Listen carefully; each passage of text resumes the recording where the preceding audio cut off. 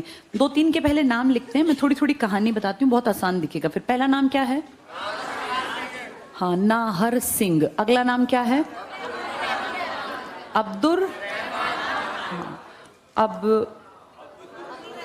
अब्दुल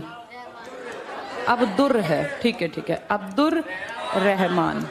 अब्दुल भी एक आदमी। राव तुलाराम। पहले 3 ही देख लो, चलो। तुलाराम। नाहर सिंह कौन है? बल्लभगढ़ रियासत का एक छोटे से एरिया का एक तरह का चौधरी है, हेड है। नाम है नाहर सिंह। नाम से पहचान लो, ये मुस्लिम इलाके का नहीं है, लेकिन उसके आसपास मुसलमानों का गढ़ है। तो उस इलाके में बल्लभगढ़ की बेल्ट, याद है? बल्लू एक पढ़ाया था तुम्हें, बल्लभगढ़, याद है? गोपाल, है ना, पढ़े थे हमने।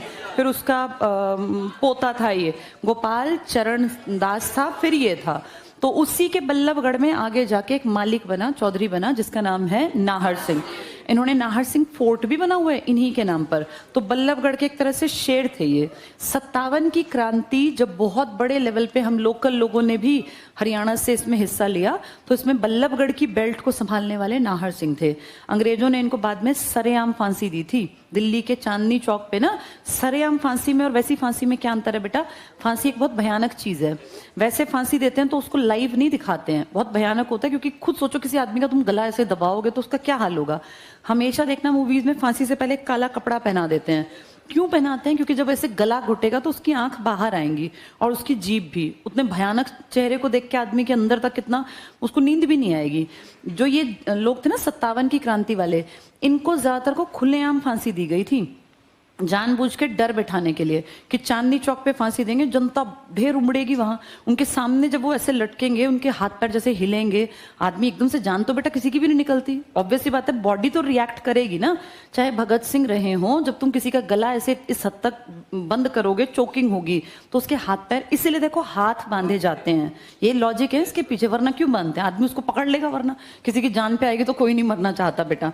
तो नाहर सिंह जो थे, खुलेआम इनको फांसी दी गई, वो जनता को दिखाने के लिए कि अगर सरकार के खिलाफ, अंग्रेजों के खिलाफ है तो तुम्हारा क्या होगा। लेकिन इनको बल्लभगढ़ का शेर के नाम से जानते हैं हम, कि इस आदमी ने मरना मंजूर किया। 57 की क्रांति में ना, ये जैसे हारने लगे तो ये छिप गए थे एक घुड़साल में, कि छिप जाता हूँ, बाद में फिर से अपनी सेना बना के लड़ूंगा। लेकिन वहां जनरल शावर्स करके एक अंग्रेज था, वो वहां घुस गया और उसने इनको पकड़ लिया। बाद में इनको सरेआम फांसी हुई।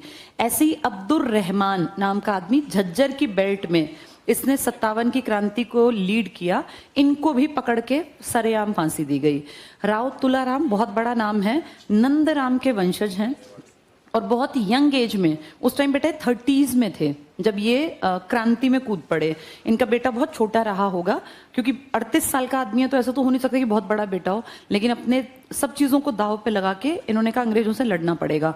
ये भी पकड़े जाते, पर ये समझदार थे, ये जैसे तैसे चकमा देके भाग गए और ये चले गए अफगानिस्तान के काबुल में। काबुल में जाके इन्होंने, और वहां फिर ये पर ज्यादा बीमार हो गए, कहते हैं पूरी बॉडी में इन्फेक्शन फैल गया और बहुत यंग एज में 38 साल में इनकी डेथ भी हो गई। और कई साल बाद हुई यहां से जाने के बाद। क्रांति तो 1857 की है ना, इनकी डेथ हुई है 1863 में, यानी 5-6 साल ये वहां पर रहे। और इनकी डेथ जिस दिन हुई 23 सितंबर, इसे शहीदी दिवस मनाते हैं अपने लोकल हरियाणा वाले। तो किसकी शहीदी उस दिन हुई थी? राव तुलाराम की। इन्होंने सामने से अड़के अंग्रेजों के साथ पंगे लिए। अगर ऐसे देखें तो इनके पास तो ऑप्शन था, भाई राव नंदराम ने कितनी बड़ी बेल्ट बना रखी थी, थोड़ा सा झुकते ही बेल्ट बढ़ सकती थी, लेकिन इन्होंने लड़ना जरूरी समझा और देश की क्रांति में, पहली बड़ी आजादी की लड़ाई में अपनी जान भी इन्होंने परवाह नहीं की। इसीलिए इन्हीं की याद में हम हरियाणा का शहीदी दिवस मनाते हैं। पहले ये 3 पढ़ लो, फिर आगे की कहानी पढ़ेंगे। देखो, नाहर सिंह, बल्लभगढ़ रियासत टिक करना, नाहर सिंह, बल्लभगढ़ का शेर कहते हैं इनको। बल्लू नाम के आदमी ने, बल्लू जाट था ना एक, गोपाल सिंह, चरण सिंह, फिर बल्लू, उनका बसाया हुआ बल्लभगढ़ था ये। नेक्स्ट टिक करना, दिल्ली में अंग्रेजों के विरुद्ध विद्रोह में शामिल हुए थे। और दिल्ली का विद्रोह एक बुजुर्ग 80 साल के बुढ़े ने, जिनका नाम था बहादुर शाह जफर, उनकी सेना के हम भी हेल्प करेंगे। 23 सितंबर 1857 को अंग्रेज अधिकारी शावर्स ने नाहर सिंह को घुड़साल में कैद कर लिया। राजद्रोह का मुकदमा चलाया और राजद्रोह की एक ही सजा होती है, फांसी या फिर उम्र कैद। जनवरी 1858 को चांदनी चौक पर सरेआम फांसी पर लटका दिया। तो जनवरी 1858 यानी 57 की क्रांति के कुछ ही महीने बाद सरेआम चांदनी चौक पर फांसी दी गई बल्लभगढ़ के शेर को। क्या नाम है इस आदमी का? नाहर। इन्हीं के नाम पर नाहरगढ़ का फोर्ट नाहर सिंह के नाम पर है। हाँ, स्टेशन का भी शायद नाम है ना। अब्दुल रहमान खान, टिक कर लो, झज्जर के नवाब, और 1857 को विद्रोह में शामिल थे ये। 23 अक्टूबर 57 को लाल किले के सामने फांसी पर लटका दिया।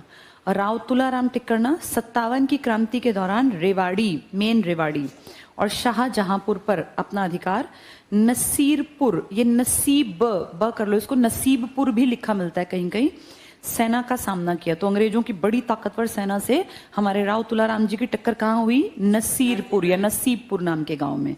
लंबे संघर्ष के बाद इन्हें पराजित होकर अफगानिस्तान भागना पड़ा। काबुल लिख लो यहाँ, और इनकी डेथ लिख लो 23 सितंबर 1863, वहीं डेथ हो गई इनकी 23 सितंबर 1863। इसीलिए शहीदी दिवस मनाते हैं 23 सितंबर को, इन्हीं की डेथ वाले दिन शहीदी दिवस। वैसे देश का शहीदी दिवस कब है? 23 मार्च का, इनका 23 सितंबर का है ना। दोनों में अंतर है, वो भगत सिंह, राजगुरु, सुखदेव की फांसी है और ये हमारे राव तुलाराम जी की डेथ। इन्हीं के वंशज आज हमारे मोदी जी की मिनिस्ट्री में बैठे हैं, राव इंद्रजीत।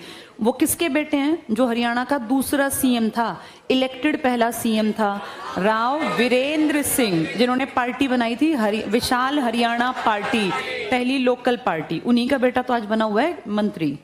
आगे पढ़ना, राव तुलाराम हो गया, अफगानिस्तान भागना पड़ा। नेक्स्ट क्या लिखा है? नवाब अहमद अली। अब जितने नाम आएंगे ना बेटा, कोई बड़ा नहीं आया तो इन सबको फांसी हुई है और सरेआम फांसी दी गई है ताकि जनता डरे। उनमें बस इनके जगह के नाम पूछ सकते हैं। तो पहला टिक कर लो, नवाब अहमद अली गुलाम खान। ये फर्रुख नगर के थे बेटा, फर्रुख नगर लिख लो। फर्रुख नगर कहाँ पड़ेगा? गुड़गांव, गुड़गांव स्टेशन भी है ना वहाँ। नमक ढोने के लिए लाइन बिछाई गई थी, पहली मीटर गेज वहीं तो बिछाई गई थी। यहाँ लिख लो फर्रुख नगर। 57 में दिल्ली सम्राट को अपनी गद्दी पुनः प्राप्त करने में नवाब अहमद अली गुलाम खान ने महत्वपूर्ण भूमिका निभाई और उसके चक्कर में अपनी गद्दी भी गंवाई। उसके लिए भूमिका थी, अपनी जीरो पे आ गए। आगे पढ़ लो। 23 जनवरी 1858 को राजद्रोह का आरोप लगाकर अंग्रेजों ने उन्हें चांदनी चौक के कोतवाली के सामने सरेआम फांसी। तो ये सब डेथ हो गई इनकी, इन सबको फांसी हुई है। कोई झज्जर का था अब्दुल रहमान, और एक अपना वो नाहरगढ़ का, क्या नाम था इनका? नाहर सिंह, बल्लभगढ़ के। और नवाब अहमद अली गुलाम खान फर्रुख नगर के। नूर समंद खान, ये रानिया के थे, इन्हें भी फांसी हुई। टिक कर लो, नूर समंद खान, रानिया सिरसा, और हार का सामना करना पड़ा। लिख लो फांसी। इन सबको फांसी हुई थी 57 की क्रांति में हिस्सा लेने के कारण। तो नूर समंद खां, रानिया। अब तुम्हें ये याद रखना पड़ेगा कौन कहाँ का था। जैसे ये नाहर सिंह कहाँ के थे? बल्लभगढ़ का शेर थे। अब्दुल रहमान कहाँ के थे? कैसे याद रहेगा? डबल र है, देखो डबल ज वाले में टिक कर देना। अब्दुल में देखो र, दो र है ना। झज्जर में दो ज है तो झज्जर, दो ज दो र, ठीक है। और अगला क्या लिखा है इसमें? तुलाराम तो सबको पता है। नवाब अहमद अली गुलाम खान, ये फर्रुख नगर में है, इसको याद कर लो। गुलाम खान कहाँ है? फर्रुख नगर। गुलाम खान, ये गुलाम खान जहाँ पहला हमने मीटर गेज के लिए अपना स्टेशन, रेलवे ट्रैक, वहां पर है गुलाम थे तभी तो नमक ढोते थे, नहीं तो अपना नमक अपने ही ना रखते, क्यों ढोना पड़ता, हमें टैक्स लगता था। नूर का मतलब होता है ग्लो, तो नूर हमेशा रानी के चेहरे पर होता था, तो नूर लिखा है। नूर समंद खां कहाँ के थे? रानिया। गुलाम के साथ क्या करोगे? जहां वो स्टेशन बनाया फर्रुख नगर। झज्जर में डबल जा है तो अब्दुल आएगा, और नाहर के बल्लभगढ़ का शेर तो हमें पता ही है अपना। नूर किसके चेहरे पर? रानिया। और गुलाम आ गया तो फर्रुख नगर। आगे पढ़ना इसमें। लाल लिखा ना, लाला कर लो, अमीर आदमी थे, लाला हुकुम चंद जैन, इनको फांसी हुई थी बेटा। कुछ लोग कहते हैं कि इनकी फांसी अंतिम फांसी थी 57 की क्रांति की, इसके बाद फिर फांसी नहीं हुई, फिर सरकार अलग हो गई थी। अंतिम फांसी लिख लेना, लाला हुकुम चंद जैन। पहली लाइन में पढ़ो। पेशे से सरकारी कर्मचारी थे, सरकार से पंगा लिया इन्होंने सरकारी कर्मचारी होने के बावजूद। हुकुम चंद जैन ने, झांसी लिखा हो तो हांसी कर लेना, 1857 की क्रांति में अंग्रेजी शासन के विरुद्ध विद्रोह किया, दिल्ली सम्राट का समर्थन इन्होंने किया और इनको फांसी पर। तो लाला हुकुम चंद जैन कहाँ की बेल्ट में थे? झांसी। कहते हैं इनको अंतिम फांसी हुई। बताओ झज्जर में कौन था डबल डबल रा? अब्दुर रहमान। कहाँ वो गुलाम था, स्टेशन बनाया? फर्रुख नगर। और नूर नूर रानिया। और हमारा बल्लभगढ़ का शेर कौन था? नाहर सिंह। तुलाराम तो हम जानते हैं कहाँ चले गए थे? काबुल में। काबुल कहाँ? अफगानिस्तान। किस डेट पर उनकी डेथ हुई? 23 सितंबर 1863। यहाँ से चले गए थे 57 की क्रांति के बाद। उन्हीं के वंशज आज भारत में मंत्री बनकर बैठे हैं। राव इंद्रजीत, जिनके पिताजी हरियाणा के पहले इलेक्टेड सीएम थे, राव वीरेंद्र सिंह। ठीक है, अब आगे आ जाओ। पंडित नेकीराम शर्मा, बहुत बड़ा नाम है नेकीराम शर्मा जी का, तो है ना? क्या कहलाते हैं नेकीराम शर्मा? हाँ, इनको थोड़ा सा सुन लो सब लोग, ये इंपॉर्टेंट है। पंडित, क्या नाम है इनका? नेकीराम शर्मा।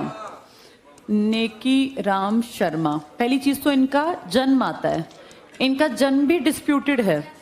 इनके घर वाले कहते हैं, इनके यार दोस्त, कि ये 7 सितंबर को जन्मे, लेकिन कागजों में जो इनकी डेट मिलती है वो 5 सितंबर। तुम भी गूगल करके देखना, दोनों निकलते हैं। बेटा इसमें 4 लिखे बता दूंगी। 5 सितंबर टीचर्स डे वाली जो है ना, वो ज्यादा मान्य है। लेकिन जब बात करते हैं, जैसे इनके घर वाले, जो इनके बच्चे कुछ घर वाले हैं, वो कहते हैं कि इनका असली जन्म जो था वो 7 सितंबर 1887। इसमें कोई डिस्प्यूट नहीं है, ये सेम चलेगा। 5 और 7 की गड़बड़ है, पेपर बनाने वाले को भी पता है डिस्प्यूट होगा, वो एक ही डेट देगा। तो मेन दोनों में से जो मिले वो टिक कर देना, ठीक है? इनका जन्म हुआ था एक गांव में जिसका नाम कई बार पूछा जाता है, केलंगा गांव। केलंगा गांव, ये उस जमाने में रोहतक बेल्ट का हिस्सा था। आज अगर देखेंगे तो ये भिवानी का हिस्सा, जैसे दीनदयाल ने झज्जर लिखा था फिर रोहतक लिखा था, ऐसे ही मान लो। तो ये भिवानी गांव, भिवानी जो अपना जिला है इसमें पड़ेगा। और इन्होंने बहुत पहले एक अखबार निकाला था, पत्रिका निकाली थी, जिसका नाम था संदेश। मोस्ट इंपॉर्टेंट है, मोस्ट इंपॉर्टेंट, बहुत बार आता है। संदेश नामक पत्रिका किसने कहां से निकाली? तो पंडित नेकीराम शर्मा ने नेक काम किया और सबको अच्छा संदेश दिया। ऐसे याद कर लो, नेकीराम शर्मा ने बहुत नेक काम किया और सबको संदेश दिया। पत्रिका का नाम क्या? गांव कौन सा इनका? केलंगा। टीचर्स डे के आसपास इनका बर्थडे आएगा, या तो 5 मिलेगा या 7 मिलेगा। सन एक ही रहेगा, 1887। यानी नेहरू से 2 साल बड़े थे ये, नेहरू से 2 साल बड़े। और हरियाणा के लिए बहुत ज्यादा काम किया। जैसे हरियाणा में कोई भी ऐसा नहीं है जिसका नाम पढ़ रहा हो उसने कोई ना कोई सत्याग्रह में हिस्सा ना लिया हो। इमेजिन करो अगर नेहरू के साथ किया तो गांधी के आंदोलन इनके सामने हुए होंगे, उनमें इन्होंने बहुत एक्टिव पार्टिसिपेशन दिखाया था, बहुत एक्टिव। देखो, पंडित नेकीराम शर्मा हरियाणा केसरी कहलाते हैं। हरियाणा का शेर, हरियाणा केसरी। जैसे पंजाब केसरी कौन थे? लाला लाजपत राय। ऐसे ये हरियाणा केसरी हैं। लिख लो यहाँ, हरियाणा केसरी। अब पढ़ो, नेकीराम शर्मा का जन्म रोहतक के केलंगा गांव, अंडरलाइन करो, रोहतक के केलंगा गांव, बहुत बहुत बहुत इंपॉर्टेंट, यही लिख लो। अब भिवानी में है। जैसे झज्जर अब अलग है। अभी हम पीछे किसका नाम पढ़ रहे थे? जो झज्जर में, हाँ, पंडित दीनदयाल शर्मा, लेकिन हमने वहां रोहतक भी तो पढ़ा था। हाँ, तो यहीं पे लिख लो, लिखो केलंगा, इसी के ऊपर लिखो अब भिवानी में। फिर टिक करो, 4 की जगह लिखो 5 और 7। तुम खुद भी गूगल करके देख लेना, इनके ज्यादातर यार दोस्त और जो बच्चे कुछ जो लोग जानते हैं वो कहते हैं 7, लेकिन ज्यादातर किताबें कहती हैं 5 सितंबर 1887। 1857 लिखा हो तो 87 कर लेना बेटा। 87, 5 को 8 बना लो। 1887 में जन्मे, ठीक है? अब इस टाइम के लोग अगर देश के लिए बोलते होंगे तो जेल भी जाते होंगे, है ना? ऑब्वियस सी बात है भाई, नेहरू के टाइम के आदमी है। लिखो 2200 दिन जेल काटी। 2200 दिन तो कई सारी, मतलब कई साल तक जेल काटी इन्होंने। तो नेहरू ने भी तो 9 साल जेल काटी थी। लिख लो 2200 दिन जेल काटी, ठीक है? इसी में आगे टिक करना। 1916 में तिलक के स्वराज संघ के मेंबर बने और 20 में डिविजनल कॉन्फ्रेंस के सचिव बने। यानी इनकी सोच और विचारधारा क्रांतिकारियों की तरफ मुड़ गई, क्योंकि तिलक को तो हम कहीं ना कहीं क्रांति का जनक टाइप मानते हैं ना। किसी ने तो कहा भी था, एक विदेशी ने तो, वेलेंटाइन शेरोल ने, कि ये भारतीय शांति का जनक है। तब ये केस करने पर लंदन गए थे। तो इनकी नाम देखो क्या है इनका, नेकीराम। नेक काम करते हैं, लेकिन किससे प्रभावित हुए? तिलक से। और तिलक किसके अच्छे दोस्त हैं हमारे हरियाणा के? लाला लाजपत राय के। तो कहीं ना कहीं इनका संबंध है। टिक कर लो ये। स्वराज संघ के सदस्य बने नेकीराम शर्मा, लाला लाजपत राय, अंडरलाइन कर लो, और मदन मोहन मालवीय के साथ भी रहे। MMM आगे जाके हिंदू महासभा पे काम करेंगे, ये लिख लेना, हिंदू महासभा। तो बेटा नेशनल लेवल के लीडर्स हैं जिनके साथ हमारे हरियाणा का कौन उठ बैठ रहा है? क्या नाम है इनका? पंडित नेकीराम शर्मा। कौन से गांव में जन्मे? कैलंगा। इनकी बर्थ डेट या तो 5 सितंबर आएगी या 7 1887। अब ये नेक संदेश देंगे तो पत्रिका निकालेंगे संदेश, अंडरलाइन करना। भिवानी से संदेश नामक साप्ताहिक पत्र, वेरी वेरी इंपॉर्टेंट लिख लो। जेल भी काट के आए हैं और किस बड़े लीडर के साथ रहे हैं? तिलक के। स्वराज संघ से जुड़े, लाला जी के साथ काम किया, मदन मोहन मालवीय के साथ काम किया, और आंदोलन कर करके कहां भी पहुंचे? जेल। कितने दिन काट के आए? 2200 दिन। और कौन सी पत्रिका निकाली है? संदेश। कहां से निकाली? भिवानी। जन्म हुआ था कैलंगा गांव। कहां पड़ता है? उस टाइम पे कहां था? रोहतक। आज कहां पड़ेगा? भिवानी। क्लियर सबको? ये अगला नाम लिखा है बनारसी दास गुप्ता। पहले शांति से सुन लो इनके बारे में। हमारे सीएम रहे ये हरियाणा के, नाम है बनारसी दास गुप्ता, शॉर्ट में बीडी गुप्ता भी लिखते हैं, बीडी गुप्ता। एक बनारसी दास, एक शर्मा के नाम से भी आएगा, बीडी शर्मा ना। ये है बनारसी दास गुप्ता। उनको छोड़ो, अब इन पे ध्यान देना। ये बेटा हरियाणा में बड़ी हस्ती थे, हरियाणा में MLA बने। सबसे पहली अचीवमेंट होती है आप विधानसभा में जाएं, अपने राज्य में MLA बन गए। यहां से अगला स्टेप था, बड़ा स्टेप, विधानसभा के अध्यक्ष बने। विधानसभा में ही MLA जाते हैं, विधानसभा के अध्यक्ष बने। उससे ऊपर की पोस्ट होती है, अगर आप बन जाएं डिप्टी CM। अब तो कोई भी नहीं है इस बार, तो पिछली बार तो थे तुम्हारे सामने। इससे फिर और बड़ी पोस्ट होती है CM। ये तो लास्ट बड़ा है ना। कोई MLA क्या सपना देखता है कि किसी दिन तो मैं भी CM बनूंगा? यानी इनके साथ ईश्वर ने इतनी कृपा रखी कि सब पोस्ट मिली इस आदमी को। ये MLA भी बने, ये अध्यक्ष भी बने, ये डिप्टी CM भी बने और CM भी बने। एक ही आदमी है ऐसा, बाकी ऐसा कोई नहीं है। आपके राज्य में बने बहुत लोग हैं, बहुत बहुत बड़ी पोस्ट पर, लेकिन ऐसी सारी पोस्ट पर जिसको बैठने का मौका मिला, विधानसभा एक सदन ही तो है। विधानसभा में एंट्री होती है MLA की, वहां सबसे ज्यादा बड़ी कुर्सी पर बैठता है अध्यक्ष। सबको खड़े होकर उसके सामने झुक के बात करनी होती है, सर करके। ये रूल है, कोड ऑफ कंडक्ट है। पहले MLA सबसे छोटी पोस्ट पे घुसा, फिर वहां से सबसे बड़ी पोस्ट पर बैठा, जहां CM भी सामने बैठता है, वो ऊंचे पोस्ट पर। उसके बाद डिप्टी CM जो पावरफुल है, और फिर सबसे पावरफुल कौन? CM। तो 3 बड़ी पोस्ट, बड़ी बड़ी, ये तो चलो सब बन जाते हैं। इन 3 पोस्ट पर पहुंचने वाला बड़ी पोस्ट पर कौन था? ये इंपॉर्टेंट है, एग्जाम में आ सकता है ये। चलो जल्दी से पढ़ लो। बनारसी दास गुप्ता अपने आप लिख लो, यहां टिक करो। इनका जन्म हुआ, जन्म तो लिखा ही नहीं है ना, तुम्हें खुद लिखना पड़ेगा बेटा, जल्दी से लिख लो इसमें। जन्म भिवानी, जन्म भिवानी। पढ़ाई लिखना राजस्थान से। पिलानी सुना है? पिलानी इंजीनियरिंग के लिए बहुत फेमस है। जन्म भिवानी, पढ़ाई राजस्थान। कौन था? गुजरात में जन्मा, मृत्यु राजस्थान में, और काम किया महाराष्ट्र बंबई में, स्वामी दयानंद सरस्वती। ऐसे ही यहां लिख लेना, जन्म हरियाणा के भिवानी और पढ़ाई राजस्थान पिलानी। इनका वो लिख लो, जन्म 1917, 5 नवंबर 1917। 90 साल जिए बेटा। तुम सब पैदा हो गए, उसके बाद मरे ये 2007 में। लिख लो यहाँ 1917 से 2007। इससे छोटा तो यहाँ कोई भी नहीं बैठा होगा। तुम सब इस टाइम पर थे धरती पर 2007 में, क्योंकि जो 2007 में जन्मे वो 12वीं में बैठे हैं, तो तुम तो 12वीं पास करके आए हो। यानी तुम सबके सामने जिंदा थे। कौन आदमी? बीडी गुप्ता। कौन कौन सी पोजीशन पर रहे ये? MLA, स्पीकर, डिप्टी CM और CM। ये लिख लो लाइन में, MLA, स्पीकर, विधानसभा अध्यक्ष। अध्यक्ष को ही स्पीकर बोलते हैं, डिप्टी CM और CM। कोई भी इससे बड़ा सपना क्या देखेगा राज्य में बेटा? इससे ऊपर तो राज्य में कोई हो ही नहीं सकता। सारी बड़ी पोस्ट मिली इनको, ठीक है। और उसके बाद राज्य से ऊपर फिर कहां सपना देखते हैं? फिर दिल्ली जाने का। लोकसभा में नहीं गए, राज्यसभा में गए। लिख लो 1996 राज्यसभा में भी गए, 1996 राज्यसभा। यानी मरने से 10-11 साल पहले भी कितने एक्टिव थे। कितनी बड़ी उम्र में, 1996। कब जन्मे थे? 1917। 17 से 96 में कितनी तो इनकी उम्र हो गई होगी, तब जाके राज्यसभा में जानते हो ना, जाके बैठना ही होता, ज्यादा काम नहीं होता, तो वहां की एंट्री। तो कितनी बड़ी बड़ी पोस्ट पे, एमपी भी बन गए लास्ट में। चलो पढ़ो अब आगे।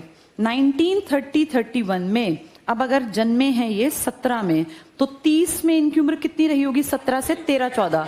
13-14 साल के बच्चे की माँ बाप तो बात मानेंगे नहीं, है ना? वो कहेगा तो ये बोले मुझे गांधी जी का ना वो सत्याग्रह में हिस्सा लेना है। पेरेंट्स ने चुपचाप बैठा दिया, तो भाग गए घर से, रातों रात गायब हो गए, मेरठ चले गए। हरियाणा मेरठ लगता ही तो है, आज भी रोड से जा सकते हैं। रातों रात भाग गए और मेरठ में एक शिविर था, वहां जाके बोले मैं भी सत्याग्रही बनूंगा। 13-14 साल का एक लड़का, उस टाइम बेटा ऐसे ही करते थे घर में कि भाई मना किया तो भाग जाते थे, और शिविर में शामिल हो गए। वहां से इन्होंने सीखा कि कैसे शिविर में शामिल होना है, कैसे नारे लगाने हैं। फिर इनकी किस्मत तेज थी, उसके कुछ दिन बाद ही महात्मा गांधी ने 8 साल बाद ही अपना वो कौन सा था ये नहीं 30 में तो भागे थे ना, 41 में नहीं, वो व्यक्तिगत सत्याग्रह चलाया था, उसमें भी हिस्सा ले लिया कि मैं भाषण देता रहूंगा जब तक पुलिस नहीं आएगी, मैं हिलूंगा ही नहीं। भाषण में पकड़े गए पुलिस में, वहां जाके बेटा बहुत कुछ समझ में आता है। फिर वहां गिरफ्तारी दी तो इनकी बुद्धि का विकास हुआ। उन सब से फायदा मिलता है आगे राजनीति में, इनका बेस तैयार हो गया ना, सब तरह की प्रॉब्लम सामने आ गई। 13-14 साल में घर छोड़ के भाग जाना आसान काम थोड़ी ना है। कौन से शिविर में रहेंगे, कहाँ रहेंगे, किससे बात करेंगे, सोचो कितना बड़ा स्टेप ले लिया। फिर व्यक्तिगत सत्याग्रही बन गए, जिसका फायदा आगे मिला। तो कितनी पोस्ट तो मिली इनको, क्या क्या बने ये, एमएलए बने, स्पीकर बने, डिप्टी सीएम बने, सीएम बने, फिर एमपी राज्यसभा। तो ये सब बेटा बेस पे इन्होंने कुछ कर रखा था, ऐसे नहीं है कि एकदम से सब कुछ मिल गया इनको। यहाँ टिक कर लो। बनारसी दास सविनय अवज्ञा आंदोलन 1930 लिख लो। 30 में भाग गए थे अपने घर से, उम्र इनकी थी उस टाइम पे सिर्फ 13-14 साल। भाग लेने के लिए घर से भागकर मेरठ के सत्याग्रही शिविर में चले गए। 1941 में व्यक्तिगत सत्याग्रह के दौरान गिरफ्तार हुए और 2 साल की सजा दी गई। ऊपर वाले ने कितने साल काटे थे नेकीराम चरण? 2200 दिन जेल में। वो नेहरू से 2 साल बड़े थे, वो थोड़े और बड़े लीडर्स के साथ थे। ये भी आगे देखना, व्यक्तिगत सत्याग्रह के दौरान गिरफ्तार, 2 साल की सजा। नेक्स्ट टिक करो। बनारसी दास ने रेवाड़ी में नवयुवक सभा भी बनाई कोई, यहीं पे लिख लो। भूदान आंदोलन में सहयोग किया 1951 में। भूदान, जमीन दान दिया करते थे। भूदान आंदोलन में सहयोग, क्या बेटा? भूदान आंदोलन साउथ इंडिया में शुरू हुआ था, पोचमपल्ली गांव में, आज तेलंगाना में पड़ता है। वो सबसे पहले शुरू किया था विनोबा भावे ने, लेकिन रियलिटी में वहीं के एक लोकल किसान ने, जिसके पास बहुत जमीन थी, उसने खड़े होकर कहा था मैं सब कुछ दान में दे रहा हूं, वहां से स्टार्ट हुआ। बस ये लास्ट टिक कर लो बेटा। रेवाड़ी में, यहाँ लिख लो, भूदान में सहयोग। और इन्होंने एक पता अच्छी चीज क्या चलाई, कम्युनिटी मैरिजेस। ये बोले क्यों खर्चा करते हो एक की शादी, एक दिन में। अभी भी देखा सामूहिक विवाह होते हैं बेटा, एक साथ 51 लड़कियां जो गरीब हैं, तो सही बात है, इतना क्यों खर्चा करना। लिखो यहाँ, कम्युनिटी मैरिजेस की प्रथा चलाई, कम्युनिटी मैरिज की प्रथा चलाई। ये साइड में लिख लिया, अध्यक्ष रहे और ये सब चीजें रही, ठीक है। चलो ये चौधरी देवीलाल जी की बड़ी कहानी है, कल पढ़ेंगे इसको।